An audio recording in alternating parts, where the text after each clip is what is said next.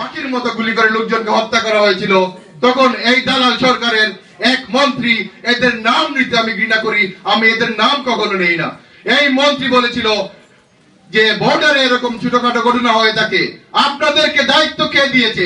এই বাংলাদেশের মানুষ দিয়েছে, আপনাকে দেশ রক্ষার দায়িত্ব দিয়েছে, কিন্তু আপনি যদি আপনার মানুষকে রক্ষা করার দায়িত্ব সম্পূর্ণ বাধা দিতে প্রস্তুত আছি।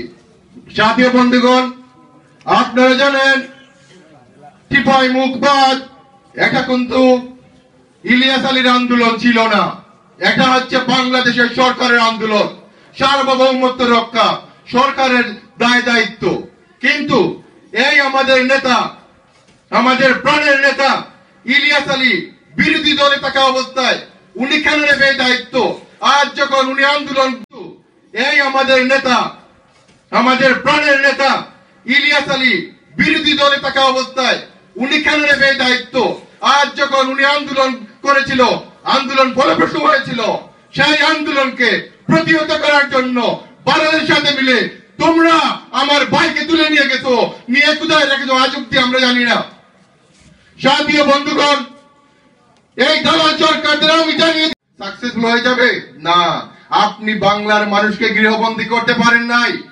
আপনি দেখেন মানুষ আপনাকে প্রত্যাখ্যান করেছে, আপনাকে জবাব দিয়েছে এই ভোটের মাধ্যমে যে আপনি গণতন্ত্রকে হত্যা করতেছেন, আর বাংলার মানুষ গণতন্ত্রকে টিকিয়ে রাখার জন্য আপনি 5 ভাগও ভোট পান নাই, যদিও মিথ্যা করে বলতেছেন 40 ভাগ। আমরা শহীদ রাষ্ট্রপতি জিয়াউর রহমানের দল করি, আমরা উনার জন্য, দেশের জন্য, বেগম খালেদা জিয়ার জন্য, জনাব তারেক রহমানের জন্য, গণতন্ত্রকে ফিরিয়ে আনার জন্য, বাংলাদেশের স্বাধীনতা এবং সার্বভৌমত্ব রক্ষা করার জন্য একসাথে কাজ করি।